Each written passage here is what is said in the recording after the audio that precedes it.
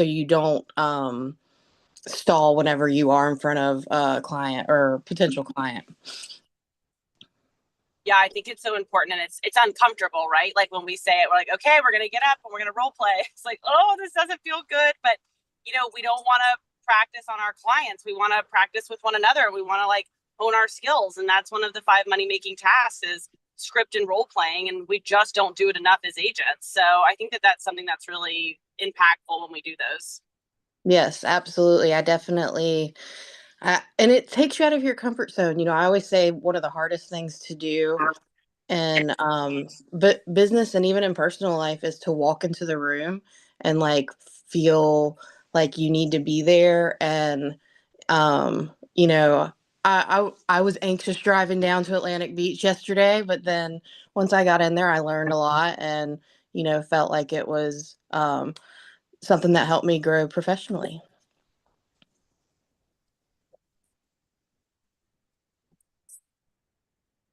I thought yesterday was amazing.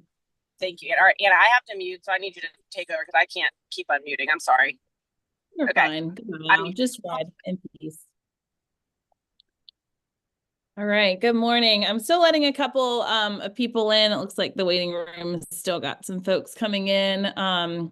But yeah, just to recap, yesterday we had our Agents Empowered event here in Atlantic Beach. If you're on with us for the first time this morning, Allison, Ashley, and myself just put a little mastermind together organically over, I think it's going on like 3 years now. And now we're the result of Wednesday mornings at 8:30, but we do try to do events in person. And yesterday we had the privilege of doing one right here in Atlantic Beach for the morning session. And it was just really great to connect with agents and chat. And so last night when we had a stager actually originally that was going to come on this morning and do some just tactical suggestions for getting your listing staged and why that's important and what to look for and how to advise around it and how to, work it into your P&Ls on these properties that you're listing. And I don't know, I thought it was kind of funny.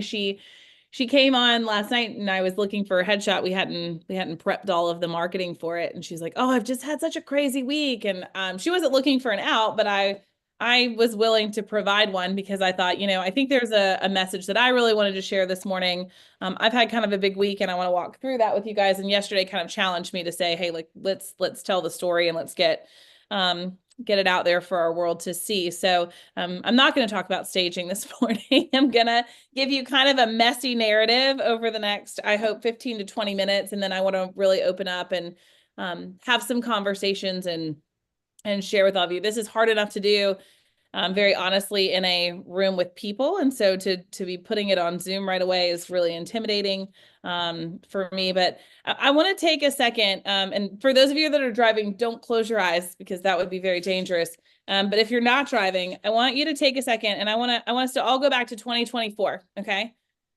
2024, worst year in real estate since 1995 as far as transactions go. Most of us worked with frustrating buyers and sellers. I know we had quite a few in our pipeline. High interest rates, the objections, the worry, the fear, the battle of being resilient, but also being realistic. And I want you to think about a word that really describes your feelings around 2024 and your business. Could be across the board. What was that feeling? And for those of you that do have your eyes open, don't judge, but I want you to raise your hand if that word or phrase was negative. A lot of you are not on camera. So if you're bold enough to put it in the chat, put it in the chat. How many of you have negative words? Chat me up, friends. Great. Thank you. How many of you had positive words for 2024? Great. So I did this in a room with very, very high performers last year. Last week on Saturday, I gave this exact same question. I posed this exact same question. And I can share their results. Even with some of the highest achievers that I know in real estate, we still had plenty of negative replies. We had some positive, but we had some negatives for sure. And, in a room like this with entrepreneurs, I expect that you would see much more positivity, right? We have to rely on that resilience to survive. We are entrepreneurs, every single one of us on this call. So the fact that the negativity is there at all is kind of tough, I think, to wrap our heads around. But it had me asking the question last week when I started to work on this keynote to say, well, why are some people positive and some negative? Did you know 10% of the population, only 10% of the population is actually like naturally positive? Does that surprise anyone on this call? Only 10%. We we work in a industry and we work as entrepreneurs where that is depressing to me to know that only 10% have natural positivity. And so the big question that I've been posing last week was, well, why do we only have 10%? Why is it not more? And what makes those 10% of people really positive? Is it core beliefs? What could it be? And so the first thing you go to is I think you go to very surface level things. And I know we're not all going to stay there, but I think we have to explore it because we have to rule it out. Are they naturally more positive because they make more money? Are they naturally positive because they found consistency in going to the gym? Are they naturally more positive because life has just been kinder to them? Are they naturally more positive because they were nurtured differently as children? Are they naturally more positive because of their religious beliefs? And I do think that we all have to come to a place where we can say we know that none of those external factors are actually what drives that natural positivity. So if it's not that, what is it? And so I come back to, I think it has to come down to some core beliefs of how you view the world. And so my keynote said, I'm naturally positive. I'm part of that 10%. And what is it that makes me positive? And I would share with you that it's because I have a core belief that all things work together for good. I've seen it my entire life. And from there, I was going to go into this amazing narrative about how I was adopted, and my life from the very beginning was a picture of all things work together for good. And from there, I've had these very low points in my life, and I can always trace them to the positive. I shared a story yesterday with someone at our conference about I can remember being at EXPCon in 2022, just weeks after my mom had passed away, eating French fries in a bathtub. Probably one of my lower points in life. Okay, and that was the event that Allison Greco happened to be in Las Vegas at the same time. Ryan Goneke was there as well. Within an hour, I think we were up and moving about and buying expensive red light therapy masks because I was grieving and I didn't care. And from that point, that conference, I learned about EOS because it was the only segment that I went into that I was able to comprehend because I was just surrounded in grief and sadness.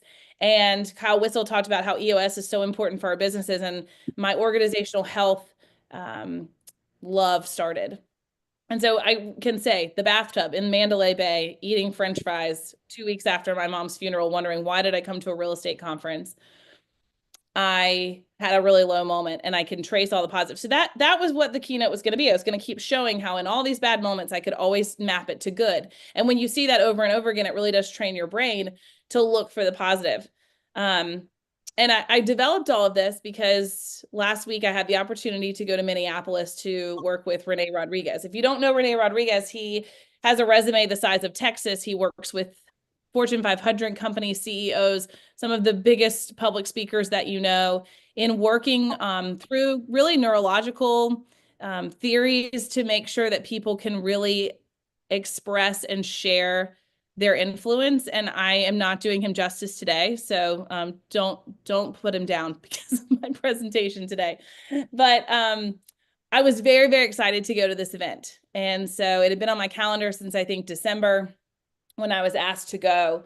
And I knew that it was going to be a really big deal for me to get to go. I knew that I have a theater background. I know public speaking. I know how to work a stage. I know how to project my voice. A lot of the technical things in my toolbox I had. And I thought, oh my gosh, with Rene Rodriguez here working through some of my technicalities and helping me craft the message, how influential am I going to leave when I get back? And the guest list was full of really amazing people. And so that desire that we all have to be significant was like sourdough starter, like just eating. I was so excited because I felt so significant being invited into this space with really, really, really high achievers, people that I wanted them to think that I was significant because I knew of their significance. And so it was just a really like perfect storm of an environment that I was so excited and ready to go into, but I really felt like I needed to achieve. I needed to go in there and I needed to show my skill set and I needed to prove myself in that room. And so from the beginning of the event that Thursday night, it was apparent. I did not feel like I deserved to be in that room. I played small, I stayed small, I didn't engage unless I was spoken to. I didn't take up a lot of space. I didn't introduce myself to people that I felt like I had been so excited to meet and connect with on a personal level. I just kind of sat by and observed. And it was such a weird moment because I wanted so badly to be in a room like that with those people to connect. And all I did was sit and I shut down. And so the first night, some of that barrier started to break down, but yet I still spent 2 more days trying to craft this beautiful keynote speech so that I could make sure that I had proved why I was able to be in that room, why I had been invited. And that was my focus. It was a great week. I got to observe other people having some breakdowns. I was able to observe some people have light bulbs go off, and observational learning is huge, which is why I wanted to bring this conversation this morning to the Zoom platform for Empowered. But I did not have that breakthrough that I needed until I was on a flight home. And this was Sunday morning. And guys, it is Wednesday morning. So you can count the hours of how long this has been on my heart and in my head. But, you know, just if you've gone to conferences and you've stayed in places with other people, you kind of know that that space can be kind of noisy, right? You wake up and everyone's around the breakfast table, you get in cars together and you drive over to conferences together.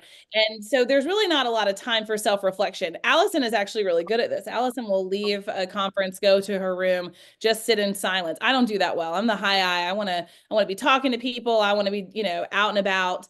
And I don't spend a lot of time with myself, but on the flight, and I think it's is really important because flights really do sometimes, if you travel often, they give you this little solace. They give you this silence. It's almost this eerie silence. Even with noise canceling headphones, you get this silence around you. And there I was next to a guy in first class. Both of us had breakfast burritos. And I don't know what hit me, but I literally just started bawling, like uncontrollably crying, tears falling all over the place, and just wondering what the fudge is happening right now. Because I had made it through 3 days of lots of women crying and talking about their childhoods and problems and issues. And I did, like, you know, I bought into it, but like for me, it didn't make any connection until I was on that flight on the way home from Minneapolis. And that's where the keynote that I had written, that I had practiced, that I have the formula for, all went awry. And instead of saying, I'm a naturally positive person, and here's why I think I am, because all things work together for good. And that's better than everything happens for a reason. And here are the examples of my life that have proven over and over again that all things work together for good. I had to ask the question, but are you actually a positive person? Or is this a facade that you put on? Is this a mask that you wear? Is it a survival mechanism? Or is it just the expectation that people have of you and that you're portraying to others? Because in that moment, I didn't feel positive. And if I'm being very honest with myself, in the 3 days before that, I didn't feel very positive. And then I started looking back and I was like, well, for the last 6 to 8 months, I've not felt positive. And there were external indicators of it because I have friends that were on this call that asked, hey, are you okay? I've had people message me and say, your sparkle just seems a little off. You just doesn't seem, another one on this call, you just don't seem like yourself. And I heard it and I thought, no, I'm just really busy, or I'm just transitioning, or I just have priority shifting, or I just have this, or I just have that. But the reality is I think that who I have been for a long time is someone that really just put up that facade of positivity. And when I had to sit here and ask, why are people positive? And I had to come up with what I felt like was kind of a shallow answer, I was forced to actually ask the question and say, but am I actually positive? And what is positivity? And what does that actually mean? And how do I convey that? And what are all the constraints around that word? And it just took me back to a second to realize that I have been chasing significance. And Allison posted about this last night on social media, and I enjoyed helping her craft this story. because I don't think that my positivity was authentic. I think that my positivity was a byproduct of achievement. My positivity came in those 15 seconds of achievement and how good it felt for that dopamine to rush my brain to tell me that I had done something that I was supposed to do, that I had checked a box, that I had reached the circle of significance, that I was important, that I was well known, that I was, regarded well in my circles. But there was never any actual connection to any of it, because as soon as that was over, I would go start chasing the next thing. It wasn't enough. And so as I got into a room with high achievers where I didn't feel like I belong, it came barreling fast, because then I had to ask the question, why don't you feel like you belong here? Is it because you haven't sold enough? Is it because you haven't built an organization big enough? Is it because you don't make enough money? Is it because you haven't gone through significant hardships? I don't have these big moments where my life shifted forever. Do I not have a story to tell? And facing down all of those things, I just felt so insignificant in a space where, when I had gotten the initial text inviting me to come, I had that rush of dopamine, that feeling of, you made it. You're in this circle. Look at you. Good for you. And I say all of this just to let you guys know that the impact that we make is not in those achievements, because I sat there with these high achieving women that had done all kinds of amazing things in their world, and they felt the same that I did. They felt like they weren't worthy, that they hadn't deserved it. And we're talking people that don't have any of those external factors that I started out from the beginning. Is my business successful? Do I make enough money? What does my life look like? None of those external factors could feed into this. We were all struggling from that same emptiness of the achievement just doesn't matter. And all of a sudden, I felt like I just understood that my positivity was absolutely not a reflection or a flashlight on the achievements, and that I was able to portray that out. It was 100% the ability to connect with someone and have an impact on them. And Allison expressed this very well yesterday, because we talk about these moments that we have these achievements, that we make it top in our market, we get our top 50 top producers badge, or whatever the achievement is. Maybe it's just being able to pay off a debt that we have, because that was the goal that we set for ourselves this year. But the reality of it is, in those moments, it all feels empty. My invitation to Minneapolis, once I got there, felt empty. Within 15 minutes, I felt empty. In fact, I even thought, why am I here? Why did I spend the money to come? Like the anticipation of coming, the acceptance into the circle felt better than actually being there. And I think for me, it 100% is that I lost sight of the fact that I love to impact people. I love to shine a light. I love to show people love. I love to show people compassion. I love to show people that all things work together for good authentically. And instead, I've chased accolade after accolade after accolade. And just as Allison said, you find in those moments that you just don't feel anything. I would venture to say, I don't think you feel anything. It just is a void. And yesterday, I wanted to put into practice some of these things that I'd taken away, which was that I was important. I did have a story to tell, not because of what I've achieved, but because of my outlook on life, because I love people, because I believe in loving kindness for everyone, because I believe that all things work together for good, because I believe that I can impact others. And I made a goal yesterday that I was going to walk into that space, into Empower yesterday, and I was going to be bigger than I have been for the last at least 6 months. Gogo Menke, who was with us, had a heart-to-heart after everything was over, and I still was not in that breakthrough place, but I was getting closer. And she said to me, she's like, why do you take up such small space? You're such a force. Why do you make yourself so small? So yesterday I made a commitment that I was going to take up space, and I was going to make connections, and I was going to be a light, and I was going to shine. And I walked out of our conference yesterday with almost seriously, a feeling of just being high. Like, it felt like I was high as a kite.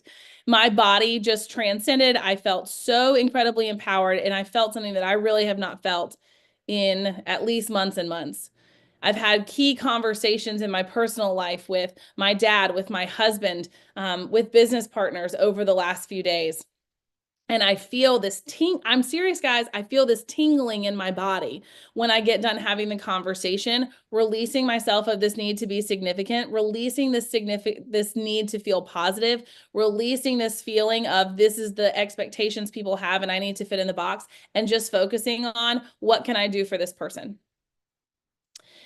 And I feel more influential than I've ever felt. I feel more empowered to share my story than I've ever shared. In fact, I think the universe was still working against me this morning to cause a breakthrough, because I had all these amazing thoughts and I said, I'm going to put it into my structure and I'm going to do exactly what I did in Minneapolis. I'm going to make sure that I've got the whole thing ready to go with really nice sentences that are very impactful that I know will not get lost in translation.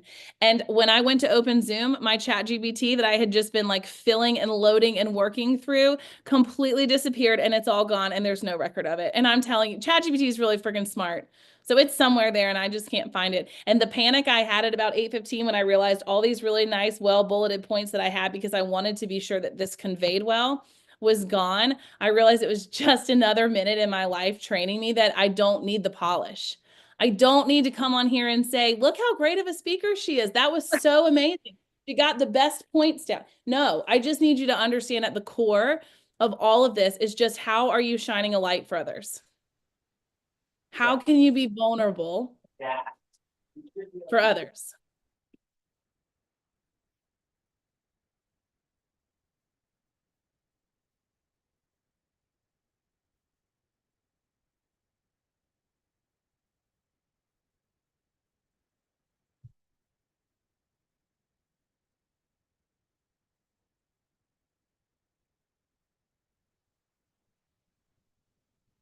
We do really important things.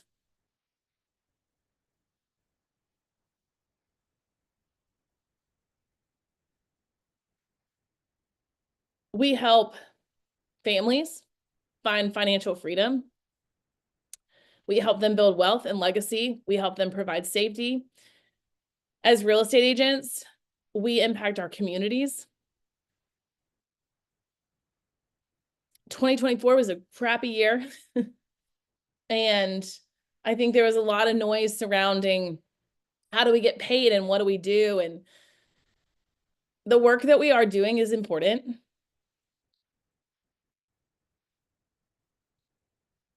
For those of us on this call that are part of our organization, we also have a second mission alongside of that real estate side, and that is to help other agents find their significance, to build financial freedom for their families, to impact agent communities at a higher level, and that really matters.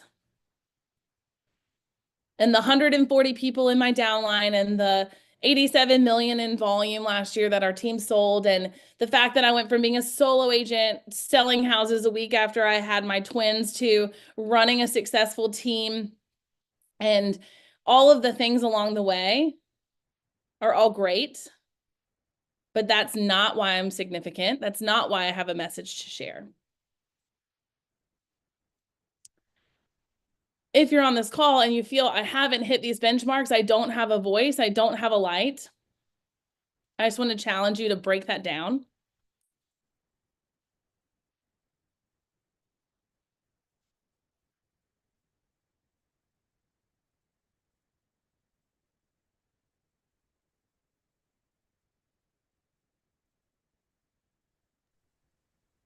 Everybody in this world needs you. Don't play it small. Don't fit into the constraints of I'm a positive person, or God forbid the other side, I'm not a positive person. Don't fit into boxes that people have made for you. Just be authentically you. And I think it is the most powerful things that we can do for our business.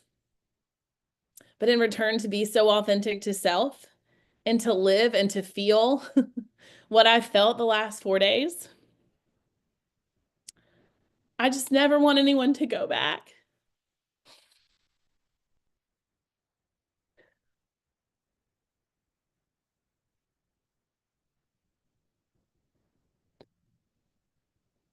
I keep waiting for the moment that I need to come and save you from this. So I'm struggling. I'm gonna put it out there. I'm struggling. I'm like, does she need me to save her here? Oh, So I I don't know need I'm you to letting you say. go through it, but I'm gonna start crying because I'm like, when do I save her? So get it out. You're But almost there. I I just want you to understand that I've seen now people on the other side of even where I am, things that I was hoping and praying that I would achieve in my lifetime. And through observational learning, I was able to see how empty that felt. And to have the incredible blessing of going through this experience at 36 instead of 54, when my children are grown, when life has passed by at a higher rate,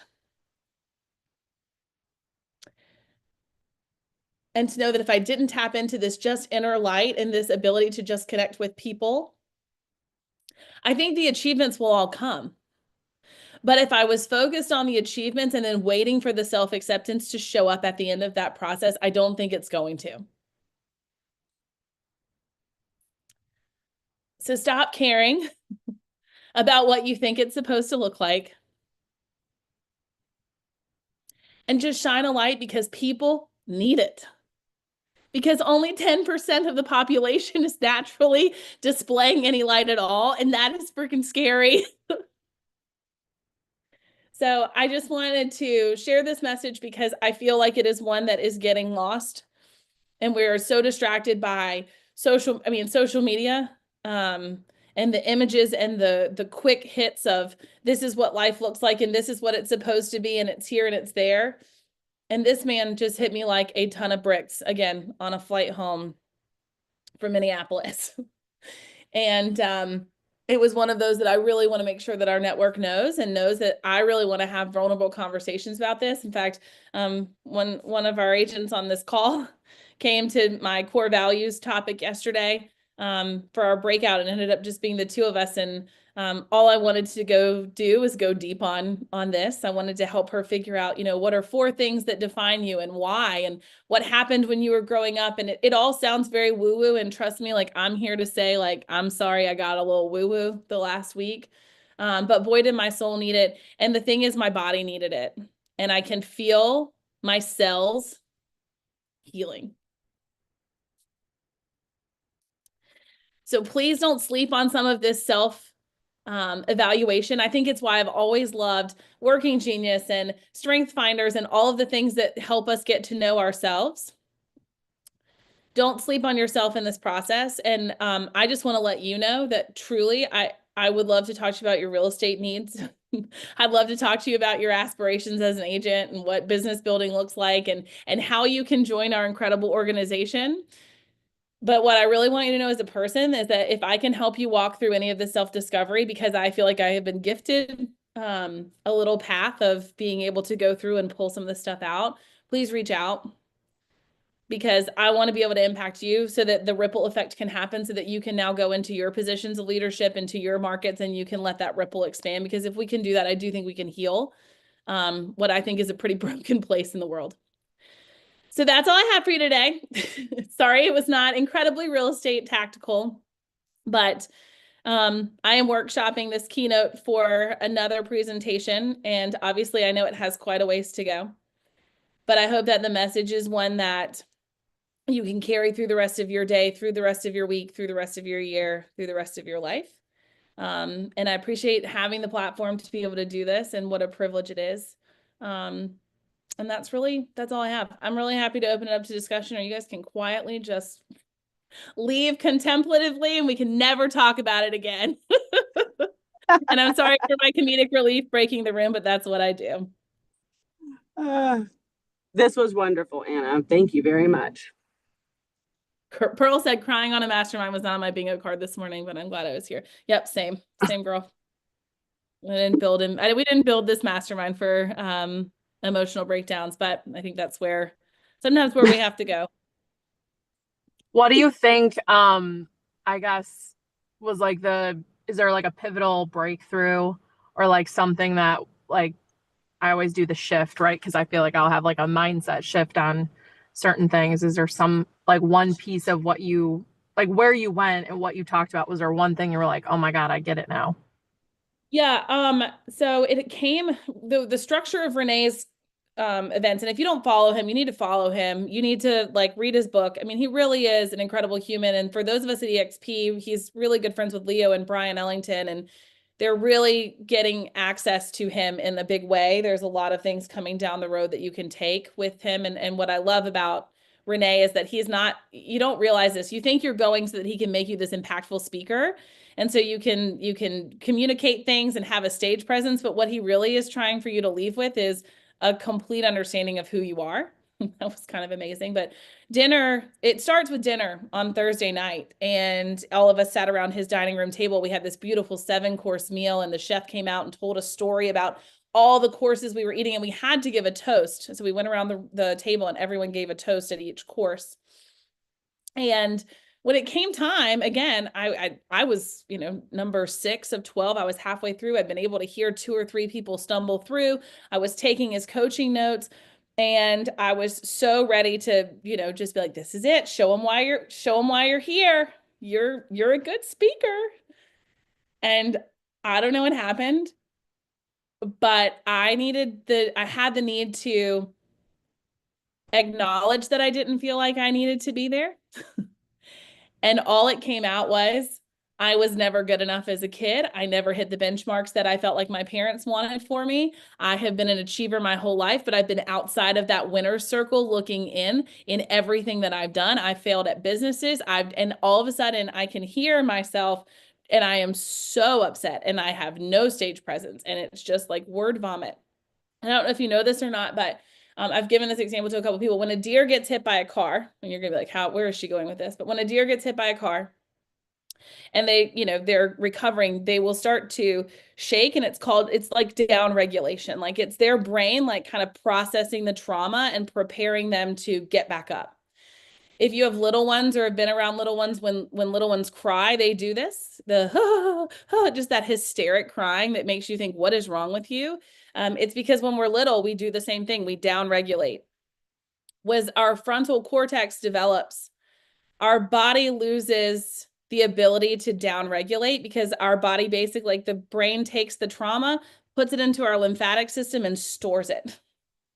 And so as I was sitting there at this room of powerful women trying to prove to them why I deserve to be there, I was just down regulating. I sounded like my 4-year-old Will, like when he's upset about something, because I was like, like could not get underneath my breath, could not bring myself back to center. And I could feel in that moment, I knew that if I could surrender for the next few days, I would heal. And yet I still kind of kept that guard up through and still tried to get the outcome that I wanted again until I was on that plane by myself.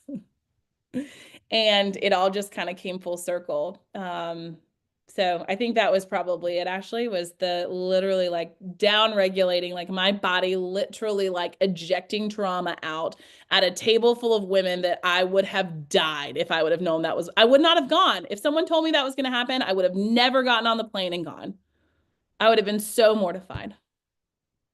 But thank God for that space. And thank God for people. And this is why your circles matter. Thank God for people that gave me a space to do that, because there are plenty of rooms where I wouldn't have been comfortable enough to do it. It's just bizarre that it was a room full of people that I, felt so underaccomplished with.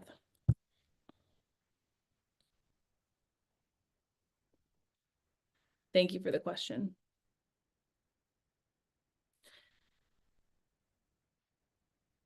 Okay. If no one else wants to tap into my deep psyche, that won't be funny again because I am.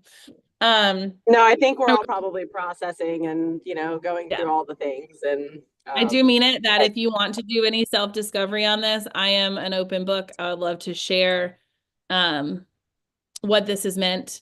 And if you're on this call and you don't feel like you have circles that are having conversations like this, you're in ours and we're here. And that is the most important thing I can do all week. I would like to get some of our listings under contract. I'd like to make some money in March. I would like to, have a little bit more revenue share. I'd like to finish this investment. I mean, there's plenty of things I need to do, and you can't negate those. I can't now just go live a life where I'm like, I have no goals or ambitions because I'm free. That's not what we're saying either.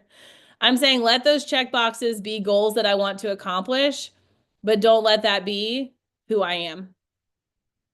And from now on, I won't. And if you're on this call and you haven't felt connection with me over the last 6 to 8 months, that's on me. And I am healing and I'm working on it. And I hope it'll be the start of your self-discovery too. So that's all I have. I'm going to go back home and continue this journey. And I'm really thankful for all of you for letting me share it.